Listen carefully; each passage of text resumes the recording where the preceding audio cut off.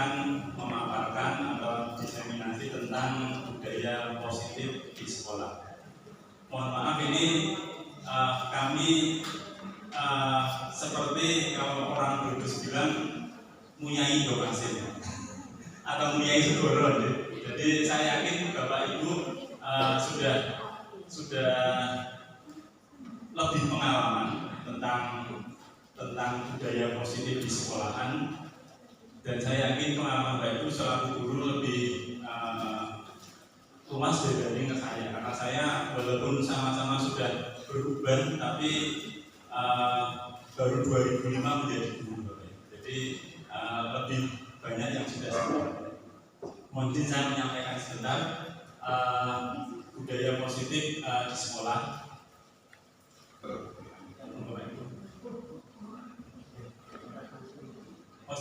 Bu selfie dulu, Mbak Selfie.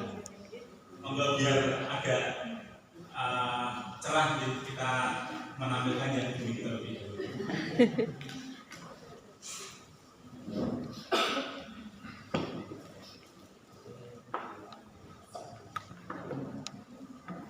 Terima kasih kepada Bapak Imawan atas waktu yang diberikan.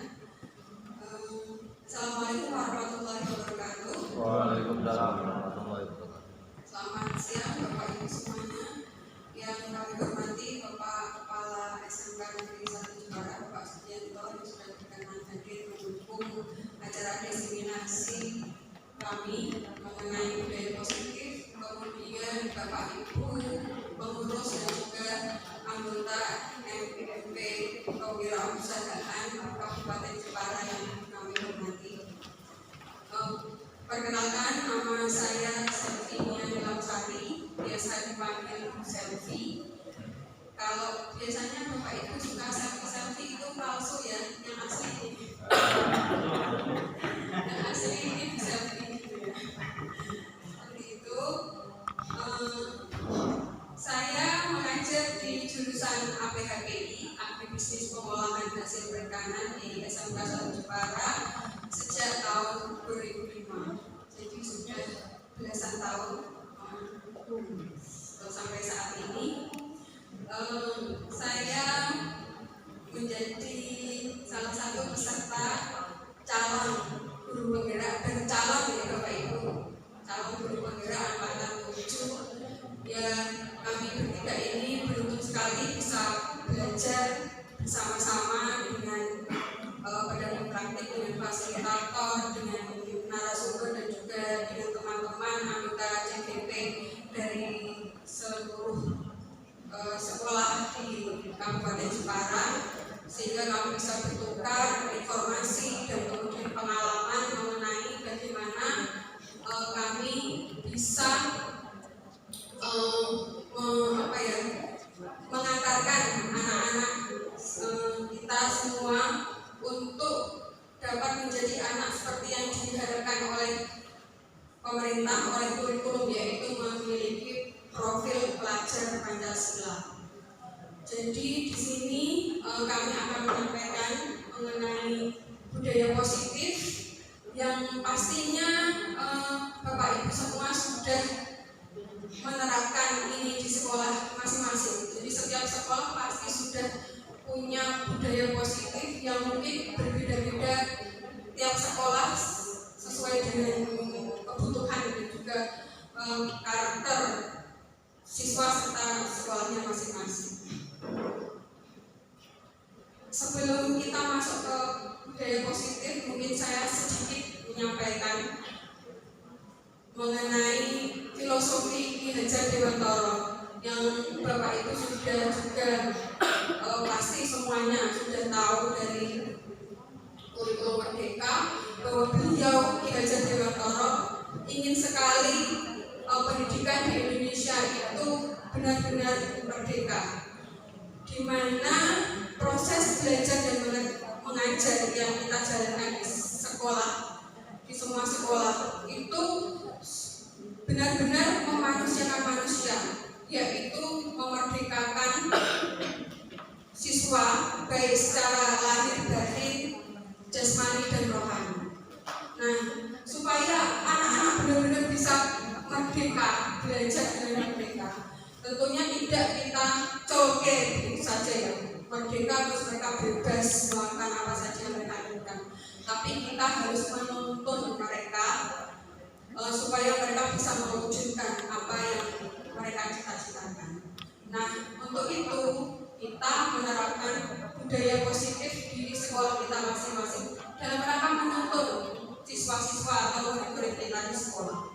Nah, budaya positif ini adalah merupakan nilai-nilai kebajikan universal yang diyakini dan disepakati bersama. Kalau Bapak Ibu itu dulu nilai-nilai kebajikan universal ini disebutnya adalah pendidikan karakter. Ya, kalau dulu kita sudah melaksanakan pendidikan karakter, sebenarnya ini tidak jauh berbeda karena nilai-nilai kebajikan universal yang kita tanamkan kepada siswa itu adalah nilai-nilai karakter yang sudah sering kita tanamkan kepada anak-anak kita selama ini, yaitu diantaranya ada kerjasama, gotong royong, kemudian percaya diri, kerja keras, kemudian taat kepada Tuhan Yang Maha Esa dan sebagainya. Itu nilai-nilai karakter yang merupakan nilai-nilai kebajikan universal yang sudah kita yakini itu akan memberikan dampak yang baik kepada siswa-siswa kita di sekolah.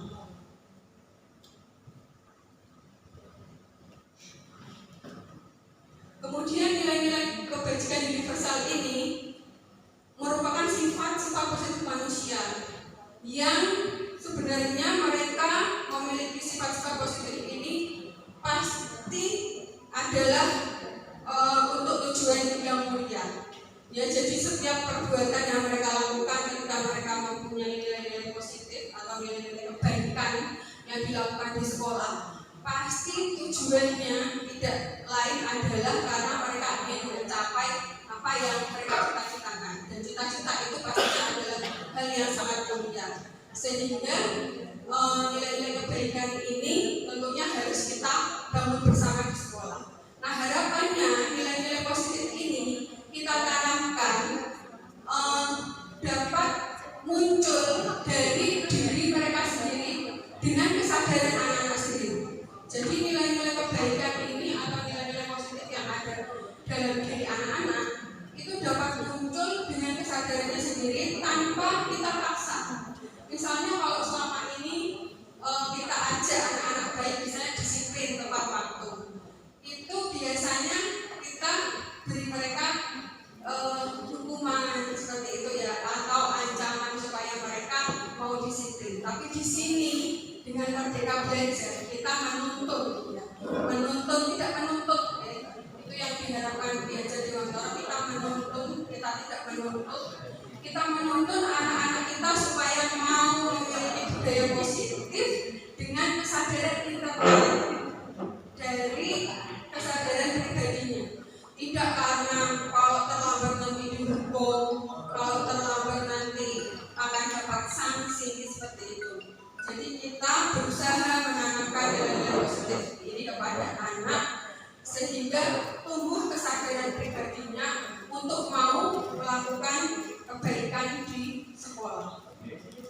Nah, tentunya semua yang kita tanamkan tadi, nilai-nilai kebaikan universal, nilai-nilai positif tadi, pada puncaknya kita ingin anak-anak kita, anak-anak Indonesia memiliki profil pelajar Pancasila. Oke, profil pelajar Pancasila kembali lagi tadi.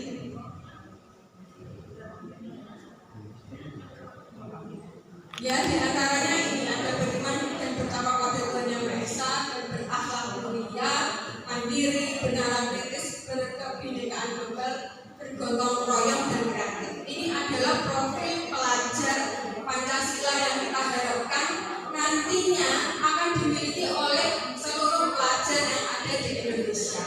Oke. Nah, untuk kita bisa menanamkan nilai-nilai ini tentunya tidak bisa dengan mudah ya Bapak Ibu. Pertama dan yang utama justru adalah kita harus menjiwai sendiri, menghidupi nilai-nilai ini. Jadi Bapak Ibu gurulah yang harus punya nilai-nilai profil pelajar Pancasila terlebih dahulu sebelum kita menanamkan kepada anak-anak kita. Setuju nggih Bapak Ibu? Nah, itu yang dimaksud oleh Gereja Dewantara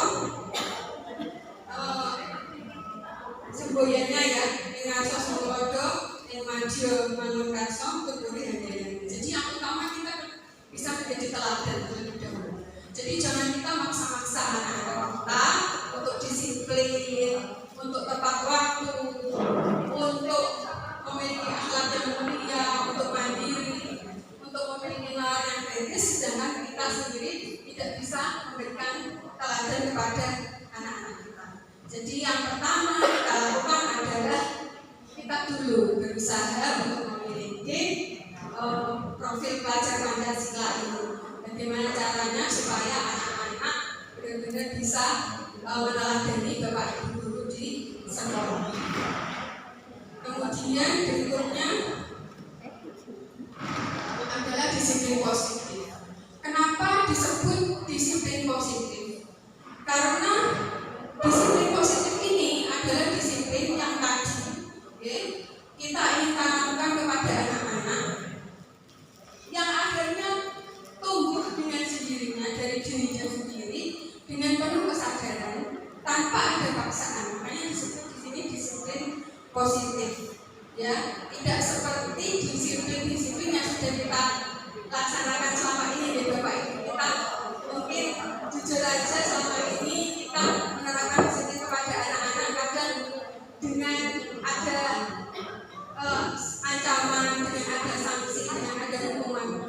Seperti itu ya yang sudah kita terapkan. Nah, di sini disiplin yang ingin kita bangun tumbuh di dalam diri anak-anak kita adalah disiplin yang muncul secara internal dari diri mereka sendiri dengan penuh kesadaran. Nah, disiplin ini tujuannya adalah mengontrol diri dengan menggali potensi diri agar tercapai tujuan mulia berdasarkan nilai-nilai yang kita hargai. Oke, jadi selama ini jika disiplin itu seperti memaksakan anak-anak untuk patuh, tapi di sini disiplin yang kita inginkan adalah disiplin di mana anak-anak itu melakukannya dengan senang, dengan nyaman. Jadi tidak dengan rasa takut, tidak dengan rasa kecemasan, tidak dengan mereka takut diberi hukuman, sanksi dan sebagainya. Jadi kita berusaha menanamkan budaya positif yang berupa disiplin positif ini kepada anak-anak kita dengan cara yang mereka sukai, dengan kita bekerja sama dengan anak-anak kita, melibatkan anak-anak di kelas agar mereka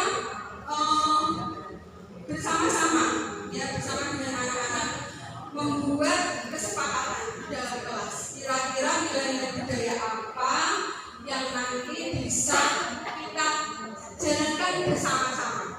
Jadi kita tidak menyuruh anak kamu harus misalnya kayak saya itu mengajar di pengolahan deh. Kalau di laboratorium biasanya anak-anak itu kalau praktek kadang mereka seenaknya sendiri bekerja sambil bercanda, terus kemudian mereka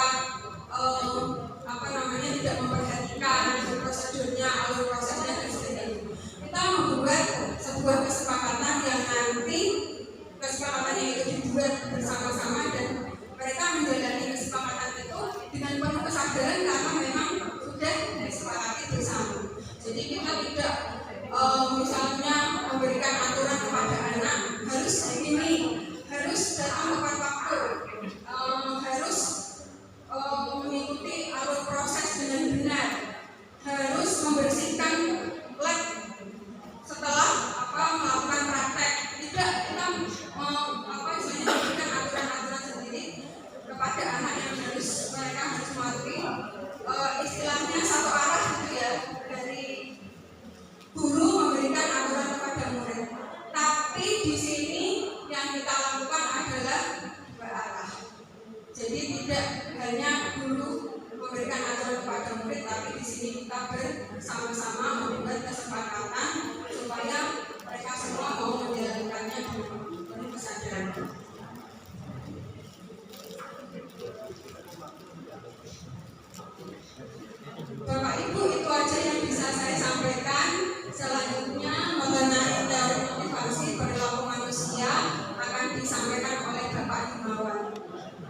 Dipersilakan kepada Bapak Himawan.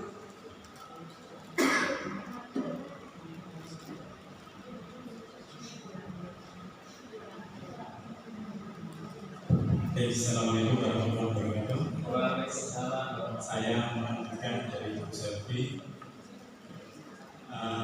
untuk teori motivasi manusia. Saya yakin Bapak Ibu kesini ketika niatnya berbeda-beda, motivasinya berbeda-beda. Jadi biasanya motivasi atau niat ini kemudian mempengaruhi apa yang kesungguhan dari yang kita lakukan. Begitu juga dengan siswa-siswi kita. Siswa-siswi kita ini sekolah ini juga motivasinya ternyata bermacam-macam. Sebenarnya secara umum ada tiga motivasi perilaku manusia. Mengapa manusia melakukan suatu kegiatan? Yang pertama adalah untuk menghindari ketidaknyamanan atau menghindari hukuman. Kenapa kita pagi-pagi absen sebelum jam 7 yang ASN maupun P3K? Karena ya itu, ya karena peraturannya seperti itu. Kalau kita tidak mau terkena hukuman ya harus sebelum jam 7 sudah absen. Ini berarti motivasinya dipaksa dari luar, dari diri. Kalau peraturannya berubah, kemudian jam 7.15, ya berarti nanti mungkin kita dekatnya juga memang jam 7.15. Saya, maksudnya bukan saya. Saya biasa absen itu jam 6.55, 6.58, kadang 7.03. Jangan cerita gitu toh Pak. Nah, kalau peraturannya berubah nanti kedatangan kita juga berubah karena kita motivasi hanya dari luar. Ini yang paling level yang paling rendah. Begitu juga dengan anak-anak kita. Seringkali melaksanakan kegiatan hanya untuk menghindari hukuman, untuk menghindari ketidaknyamanan. Datang ke sekolah tepat waktu karena kalau telat disuruh lari atau disuruh lain sebagainya. Kemudian yang kedua adalah penghargaan, mendapatkan imbalan. Kita kadang jangan kita, saya seringkali melaksanakan sesuatu karena pertama mungkin tadi yang melaksanakan perintah Bapak Kepala Sekolah, kemudian kalau kegiatannya terlaksana dengan baik mendapatkan pujian dari kepala sekolah di depan teman-teman, Pak Himawan ini ternyata seperti ini. Adalah ini motivasinya ya tadi masih sebatas mendapatkan penghargaan. Ini juga tidak jelek. Tapi kalau kemudian ternyata penghargaan itu hilang, seringkali kebaikan kita juga turut hilang. Siswa kalau misalkan terbiasa kalau mengerjakan tugas dengan baik dapat kita beri apresiasi, kalau kemudian suatu saat kita tidak memberikan apresiasi, kadang-kadang kemudian mereka tidak mengerjakan tugas atau tidak tenang, tidak bersungguh-sungguh mengerjakan tugasnya. Nah, ini sudah mulai lebih baik, tapi masih bahwa motivasi itu dari luar. Kalau dari luar itu hilang, maka kemudian yang dilakukan juga ala kadarnya saja. Nah, kemudian yang kita inginkan adalah motivasi dari internal atau dari dalam diri sendiri. Bahwa sesuatu itu kalau niatnya dari dalam hati kita sendiri, maka akan lebih bersungguh-sungguh untuk memperjuangkannya. Ini atau restitusi untuk menghargai diri sendiri. Bahwa kita itu sebagai manusia, saya kira diciptakan dalam keadaan yang terbaik. Kita dalam keadaan yang terbaik. Seringkali kita menjadi tidak baik karena kita tidak menghargai apa yang ada dalam diri kita. Nah, terutama pada anak-anak kita, bahwa anak-anak kita ini karena mungkin masih dalam taraf remaja, masih dalam puber, masih mencari jati diri, ini memerlukan bantuan dari kita untuk menemukan motivasi internal dalam diri mereka. Kita harus berusaha bagaimana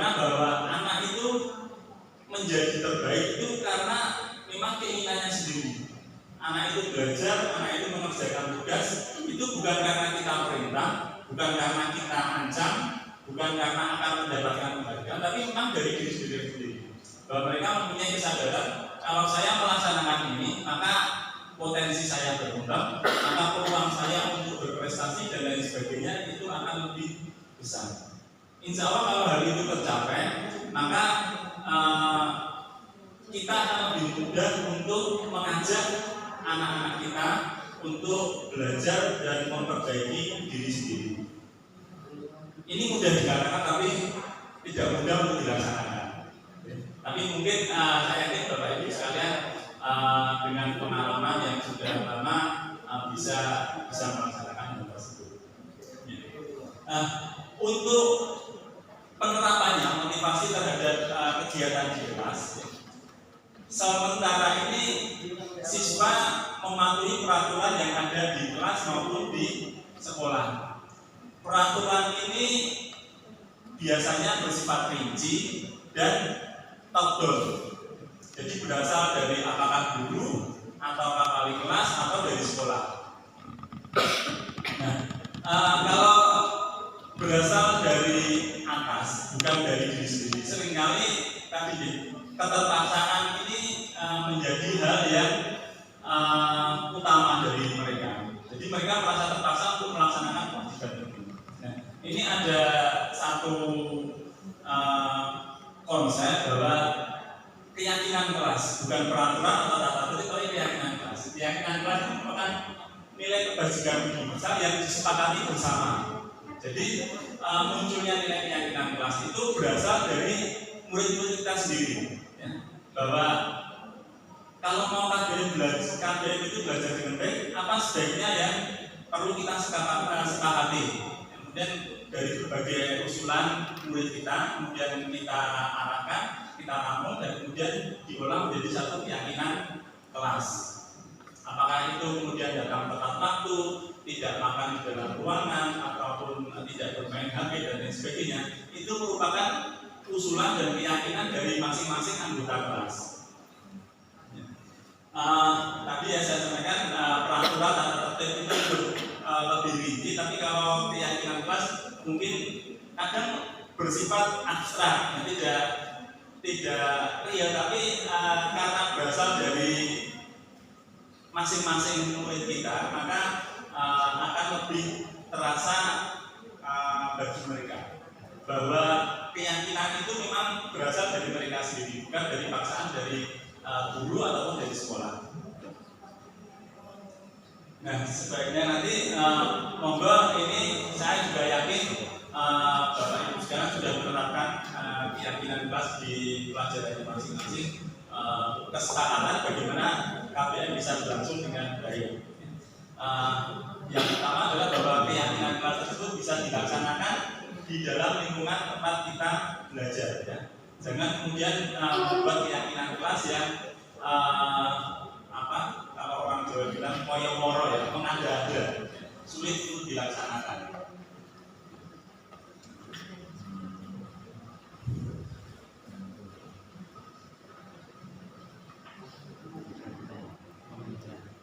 Ya, baik.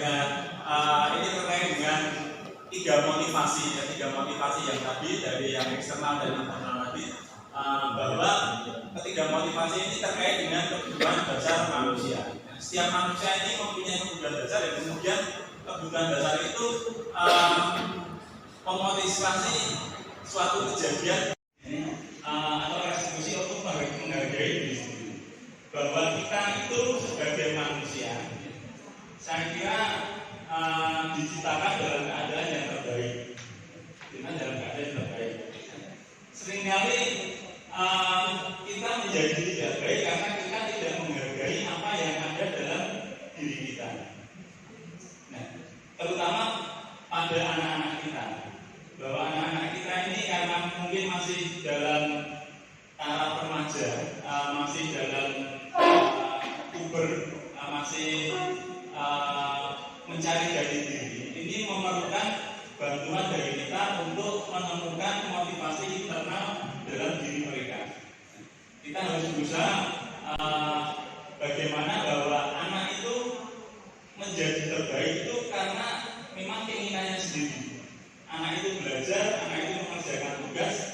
bukan karena kita perintah, bukan karena kita ancam, bukan karena akan mendapatkan penghargaan, tapi memang dari diri sendiri.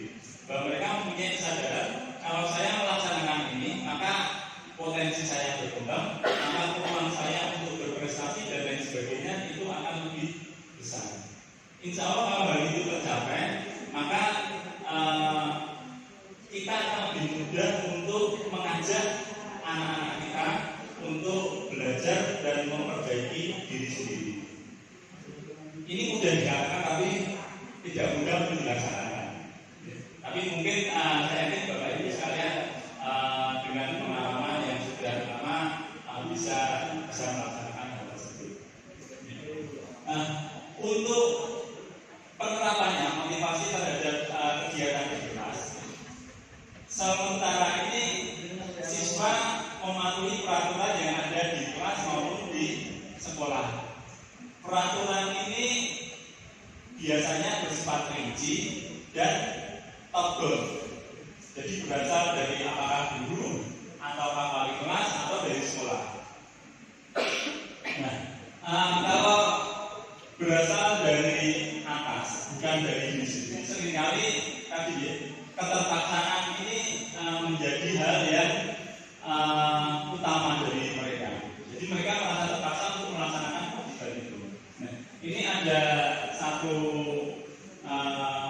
konsep bahwa keyakinan kelas, bukan peraturan atau tata tertib, tapi keyakinan kelas. Keyakinan kelas itu merupakan nilai kebajikan universal yang disepakati bersama.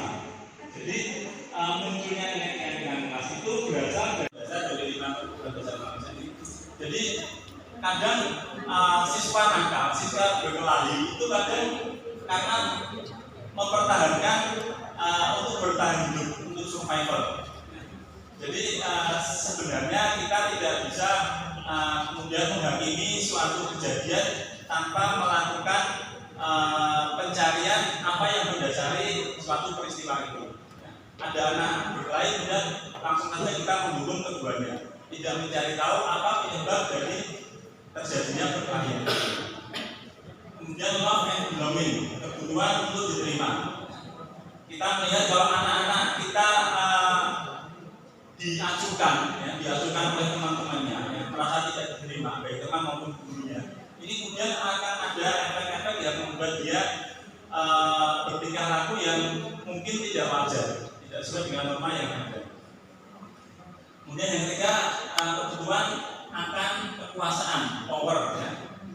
Pengakuan atas kemampuan yang mereka miliki, baik fisik maupun kemampuan non fisik lainnya. Apakah kemudian anak ini suka mengancam temannya, suka membuli atau dan lain sebagainya, atau kemudian menyombongkan kemampuan akademisnya. Ini adalah kebutuhan akan kekuasaan. Yang keempat adalah kebutuhan akan pilihan. Ya. Siswa itu sebenarnya ingin untuk memilih suatu kegiatan. Kadang siswa berlero, demo dan lain sebagainya karena mereka tidak diberikan pilihan, hanya harus manut saja. Jadi yang terakhir ini yang perlu kita terima juga adalah kebutuhan untuk merasa senang. Saya sendiri menyadari bahwa seringkali KBM saya ini belum mengakomodir kebutuhan untuk merasa senang. Siswa merasa terpaksa di KBM kemudian sehingga tidak bisa menikmati ya, KBM yang berlangsung. Ini kelima kebutuhan dasar ini yang perlu kita pahami sehingga setiap kejadian yang menyangkut siswa kita ini bisa kita melahap apa yang menyebabkan mungkin dari 5 kebutuhan ini ada yang tidak terakomodir oleh mereka. Yang selanjutnya materi disampaikan oleh Pak Kanwil.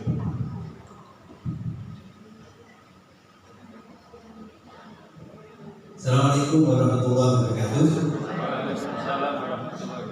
Terakhir mungkin dibentuk ya Bu ya.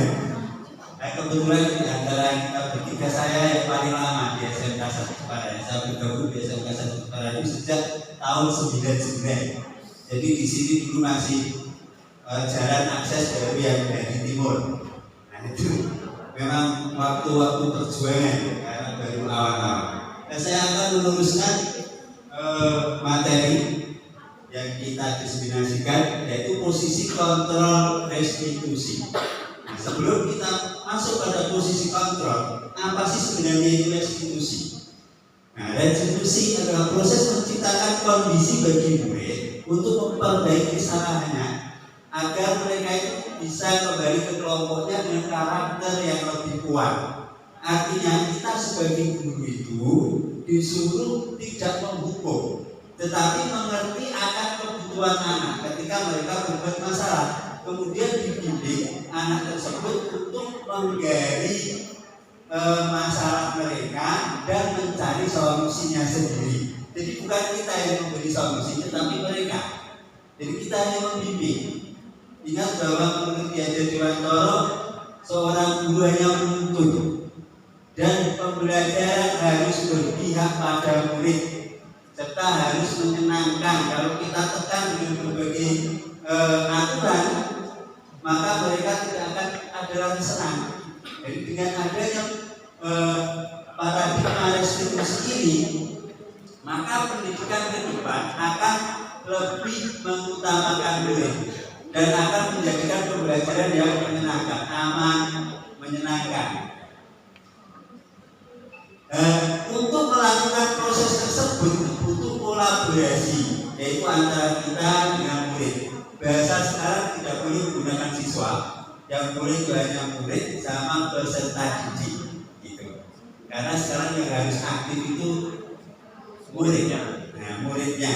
Kita hanya menuntut kodrat yang dimiliki, kekuatan kodrat yang dimiliki oleh siswa. Jadi setiap siswa sudah punya kodratnya masing-masing. Makanya dengan paradigma restitusi ini akan memberikan solusi yang tepat untuk anak-anak. Jadi kita berkolaborasi dengan anak, seakan-akan kita yang mendukung kesalahan mereka, tapi kita ini mengarahkan mereka untuk mereka mampu bertanggung jawab terhadap kesalahan yang mereka berbuat dan mencari solusinya. Nah, dengan demikian akan timbul motivasi intrinsik dalam diri mereka. Jadi tidak karena dipaksa, bukan karena apa-apa, tapi karena dari diri mereka sendiri. Misalnya telat, gitu ya. Misalnya anak itu telat, kalau kita langsung salahkan, pasti anak itu blongkol di dalam hati. Tapi kalau kita seperti dekat gitu ya, dengan senyuman, terus tutur kata kita itu halus, terus dekat. Tapi jangan sampai dekat laki-laki dengan perempuan dekat, karena bukan ya. Tapi agar mereka mampu mencari solusinya. Jadi kata-kata yang kita utarakan itu supaya apa? Anak itu mampu mencari solusi. Posisi kontrol yang biasa terjadi pada sekolah itu ada 5. Next. Yang pertama adalah penghukum, dan ini saat ini harus dihindari ke depan. Kurikulum merdeka sudah tidak boleh menggunakan cara penanganan masalah dengan menghukum, sudah dilarang. Makanya sekarang kita TGP benar-benar dibuat banyak setiap angkatannya. Tujuannya untuk merubah paradigma pembelajaran di Indonesia menuju profil pelajar Pancasila. Tentu akan menghasilkan budaya-budaya positif di sekolah, sehingga nanti akan nyaman, aman, dan menyenangkan sekolah itu. Seorang penghukum mesti dari intonasi kata mesti keras. Tahu kok telat terus mesti begitu ya.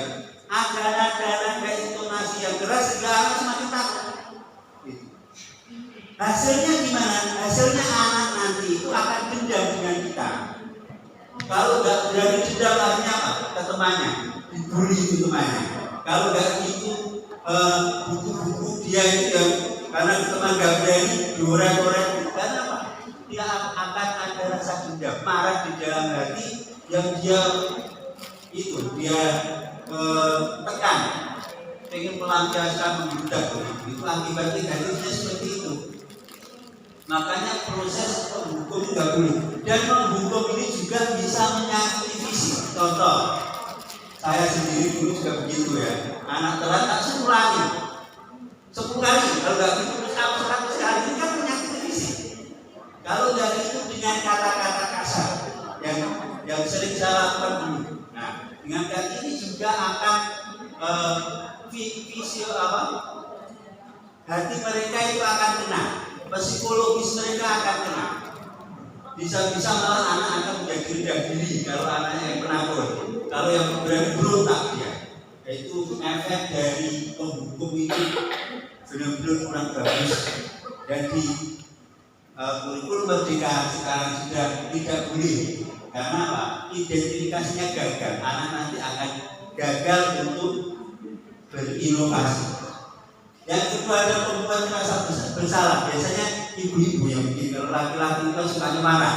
Kalau ibu-ibu itu biasanya di anaknya dipanggil dengan nada melas, biasanya begitu. Di kamu itu kok telat terus. Saya itu sampai bosan memberitahu kamu. Saya kecewa sama kamu. Nah, biasanya itu ada apa perasaannya? Yang terkena bahkan pada diri anak ini perasaan. Dia merasa bersalah. Akhirnya apa? Dia akan malah merendah diri karena sering disalahkan, merasa bersalah. Kalau ibu-ibu karena memang jiwanya halus ya, otomatis akan mengena. Apalagi seorang ibu yang jiwa ibunya tinggi, itu sangat mengena bagi anak. Itu juga kurang baik. Mentalnya akan kena. Masalahnya di sini. Makanya ini juga identitasnya gagal, tidak boleh dipakai pada kurikulum merdeka. Yang kedua sebagai teman. Kalau teman kita mengajari anak bermasalah sebagai teman, dia akan mengikuti guru yang membela dia karena guru tersebut akan persuasif dia mengajak membela kan begitu. Kayak temannya loh. Tetapi ketika sama guru lain belum pasti dia mengikuti aturan tersebut. Dia hanya pada guru anaknya itu biasanya hanya pada guru yang membela saja sebagai idola yang kita sebut begitu. Dia akan menganut pada guru tersebut. Guru yang lain nggak mau dia. Ini kelemahan dari kalau menjadi teman. Nah yang keempat yaitu pemantau. Pemantau ini mengawasi, tetapi dia lebih kepada menegakkan aturan, tapi konsekuensi yang diutamakan adalah konsekuensi, bukan hukuman, tapi konsekuensi. Contohnya ketika anak telat, otomatis kan dia tidak mengikuti pelajaran misalnya sengaja, otomatis dia catatannya mungkin kurang, materinya kurang. Nah konsekuensinya bagaimana? Itu biasanya sudah menjadi kesepakatan. Sudah jadi aturan kesepakatan, dia akan tinggal kelas ketika istirahat mengerjakan pekerjaan yang tertinggal tersebut. Nah, kalau ini hanya dia itu efeknya sebentar, jadi tidak terlalu mengenai psikologi mereka. Ini bisa ditoleransi untuk kurikulum yang baru ini. Tapi yang paling bagus yaitu posisi manajer. Karena posisi manajer kita memanage anak untuk percaya diri. Nah, kita meyakinkan mereka bahwa tidak ada orang yang tidak berbuat salah. Akhirnya apa? Dia menyadari akan dirinya itu salah, terus kita pimpin untuk mereka mengerti akan tanggung jawab kalau berbuat kesalahan. Dia akan membayar, tetapi dari diri mereka sendiri memunculkan motivasi intrinsik dalam diri anak. Misalnya setelah kamu tahu masuknya sekarang jam berapa? Jam 7 Pak misalnya. Kenapa kok kamu telat? Ini Pak. Dan solusinya bagaimana? Nah akhirnya nanti saya tadi malam saya itu tidak bisa tidur Pak. Saya bagaimana? Nah saya akan akhirnya telat bangun. Nanti kalau terjadi seperti itu lagi, saya pakai alarm Pak. Insya Allah tidak akan telat. Nah itu kan lebih bijaksana. Itu kan posisi manajer yang kita harapkan. Jadi kan jangan sampai kita itu bermuka kurang kalau sama anak ini. Jadi sebelum ngajar aja aku sudah suka. Nah itu kan gak enak. Jadi yang paling bagus itu gimana kita itu berseri-seri ketika di kelas juga di pembelajarannya dicampur dengan permainan, ya, ice breaking dan lain-lain sehingga Pak anak-anak itu senang dan akan mengenal. Biasanya kalau saya tanya ke anak-anak itu, guru-guru yang berkampuran itu anaknya malah nggak paham apa-apa. Tapi kalau menyenangkan ketika memberikan pembelajaran, nah terus runtut itu anak akan lebih bagus penerimaannya. Jadi kita ini di kurikulum Merdeka sudah tidak boleh menakutkan, jadi harus sering menyenangkan posisi manajer. Untuk melaksanakan posisi manajer ini ada paradigma yang dinamakan dengan segitiga restitusi. Jadi ada 3 urutan ya, supaya anak itu mempunyai kepercayaan diri, tidak merasa tertekan batinnya, sehingga tetap bisa kreatif.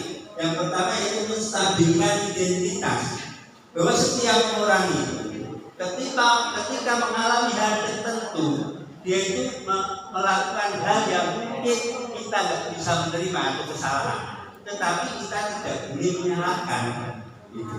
Kita tidak boleh menyalahkan. Jadi apa yang kita lakukan itu tetap baik. Akan tetapi harus dia menyadari bahwa itu suatu masalah yang harus dicari solusi. Kita sadarkan ke anak itu. Nah, ketika kita menstabilkan identitas, kemudian ada validasi tindakan yang salah. Nah, dalam validasi tindakan yang salah, setiap perbuatan itu pasti ada alasan. Kenapa anak itu mencuri? Nah, yaitu misalnya anak di kelas sudah suka curi, atau malah temennya uangnya dipalak gitu loh. Kenapa sampai itu ada satu kebutuhan dasar manusia yang tidak terpenuhi. Itu behavior tadi, kita tidak punya akhirnya dia malah temannya gitu. Kita harus bijaksana cara penanganannya itu. Kita harus menanyakan alasannya. Sehingga ketika alasan itu kita tahu, artinya apa? Penanganannya akan lebih mudah. Dia akan lebih bertanggung jawab karena kita tidak menyalahkan. Nah, yang terakhir ada menanyakan keyakinan. Kita tadi sudah dibahas oleh Pak Yim bahwa setiap kelas itu atau sekolah itu sudah mempunyai keyakinan kelas. Isinya kebajikan universal yang dibuat secara bersama.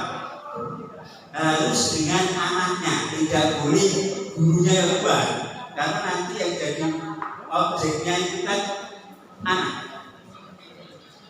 Artinya dengan anak yang membuat kesepakatan dengan kita, dia akan melakukan dengan sukarela. Itu dia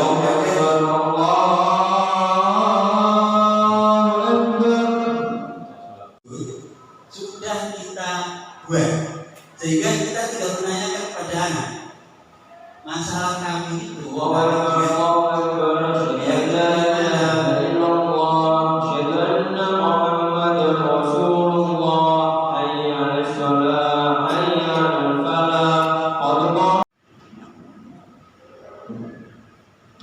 Jadi keyakinan kelas yang sudah kita buat, tinggal kita tanyakan karena kesepakatan dengan siswa, otomatis mereka akan menyadari, oh ternyata saya melanggar keyakinan kelas ini. Akhirnya mereka berjanji untuk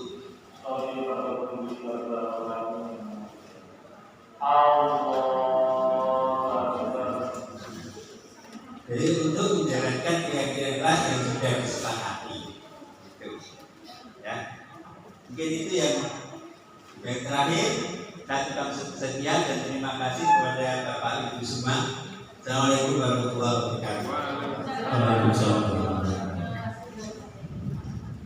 Demikian Bapak Ibu sekalian, apa yang dapat kami sampaikan bertukar pengalaman dari hasil pendidikan guru kita yang telah kami ikuti. Semoga yang sedikit ini membawa bagi kita.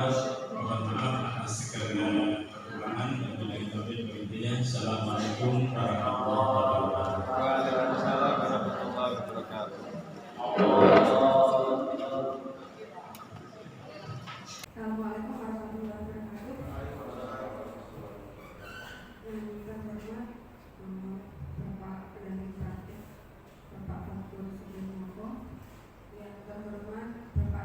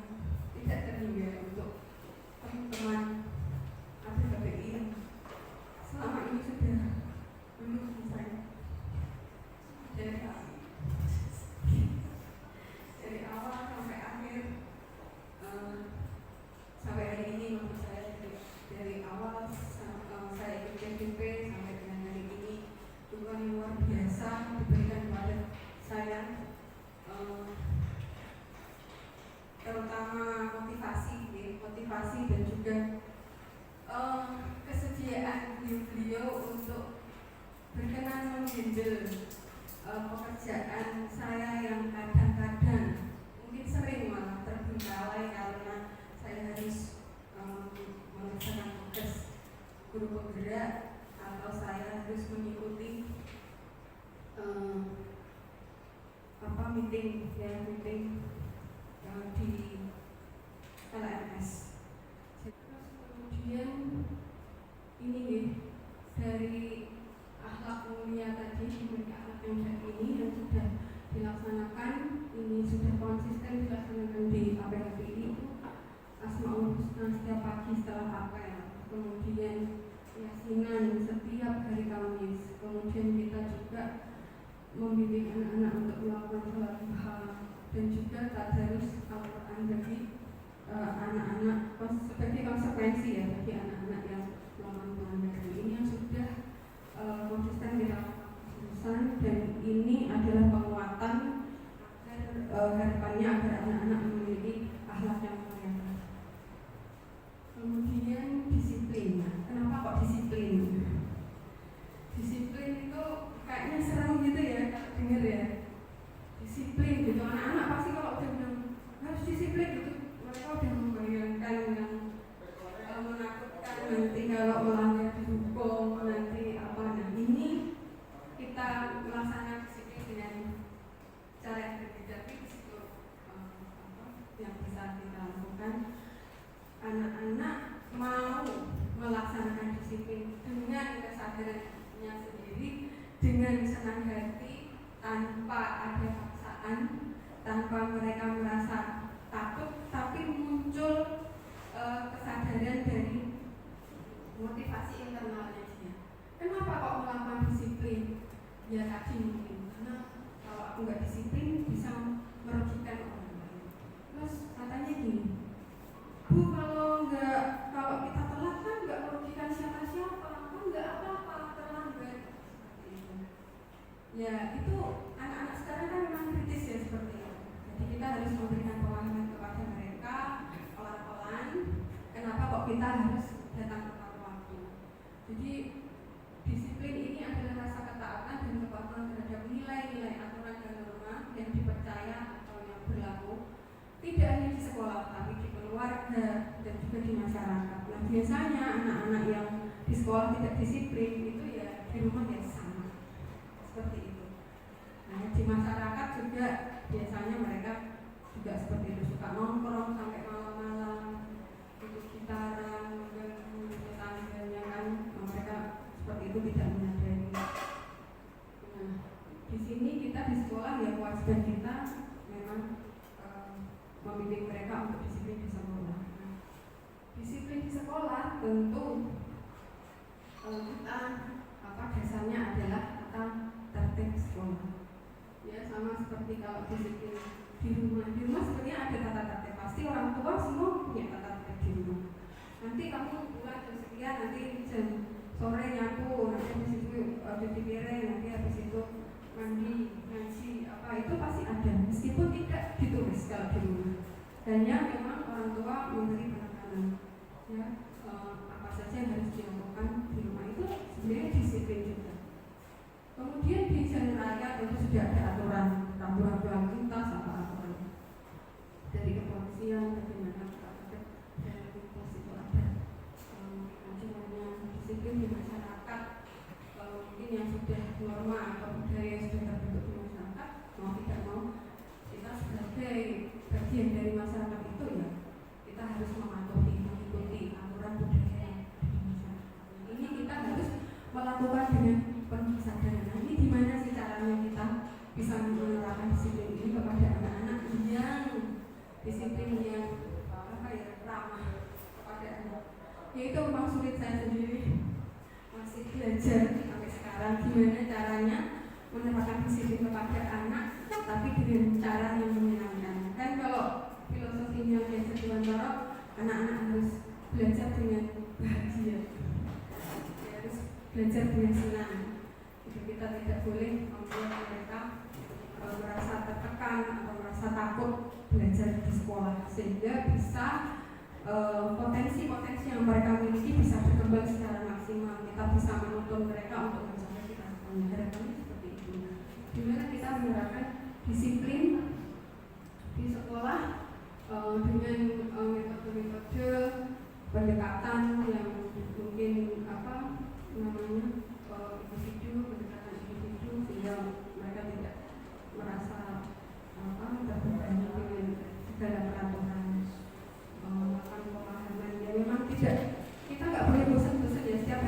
dia masih tahu nanti ya kalau pulang apel dulu itu ya nanti hari ini ya besok nanti hilang ya kita mas jadi guru nggak boleh bosan. Jadi kalau jadi guru yang saya pelajari dari guru penggerak ini nomor 1 dan saya kasih tulisan saya bold besar sekali itu sabar.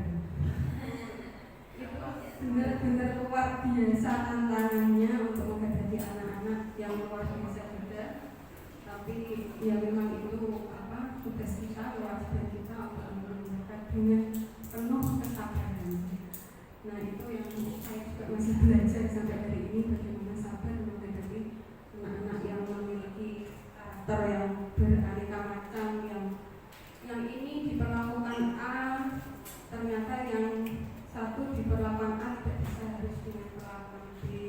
Kita harus memahami karakter masing-masing anak sehingga kita bisa menerapkan proses pembimbingan yang tepat pada setiap anak. Kemudian yang ketiga itu ini yang sudah dilakukan ya, disiplin yang nanti dikuatkan lagi di jurusan kalau bisa nanti di SMK 1 Jepara di Pak Wakabun Pak Agung Pak. Jadi apel pagi ini kalau di APHPU udah sejak tahun berapa Pak Agung? Pertama 2004 ya? 2004 atau 2005. Jurusan lain belum ada yang apel pagi. Itu di APHPU sejak 2004 sudah apel, alhamdulillah berkat dengan beliau almarhum Pak Muhammad ini. Jadi sudah digalakkan apel pagi sehingga ya sampai hari ini kita sudah konsisten karena sudah terbiasa sejak bertahun-tahun lamanya.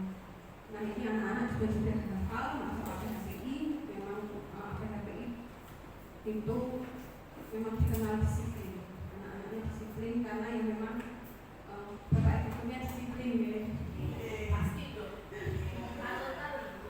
Ya, bapak ibunya disiplin sehingga anak-anak bisa disiplin. Kemudian yang sudah saya lakukan sedikit bisa saya lakukan kemarin itu waktu anak-anak pulang dari PKL, mereka saya minta untuk menulis di papan tulis budaya positif yang ditekankan di perusahaan kamu itu apa yang paling ditekankan. Setiap perusahaan saya minta masuk nulis, ternyata bermacam-macam dan berbeda-beda. Kemudian dari situ, dari rumah itu lalu kita diskusi semuanya dengan anak-anak. Coba sih yuk kita pilih mana yang paling baik, yang paling bisa kita terapkan di kelas kita pada saat pembelajaran, baik pembelajaran teori maupun terutama praktik di laboratorium karena kita sebagian besar 70% praktik di laboratorium. Nah akhirnya kita dapatlah ada 7 kalau nggak salah budaya positif yang saya minta mereka menulis juga di bukunya, kemudian dibuat poster ya seperti itu. Ada beberapa kelompok yang saya minta untuk membuat poster supaya apa? Supaya mereka mengingat tujuan saya gitu. Tapi ternyata anak sekarang itu mudah lupa.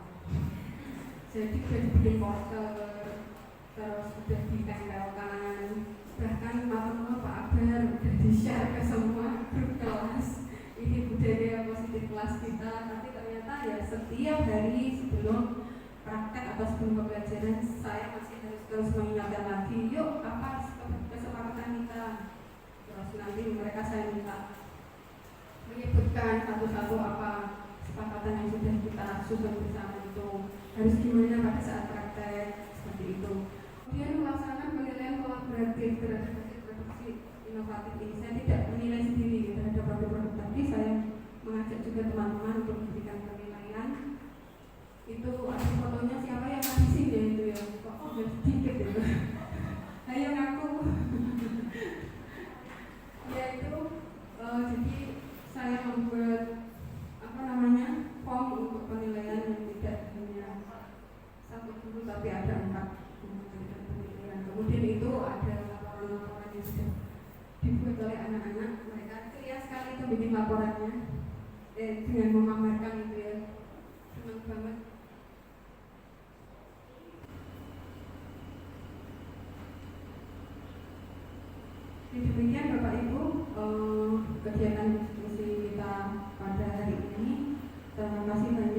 perhatian dan atas kerjasamanya. Mohon maaf atas segala kekurangan, dan mungkin apabila panjenengan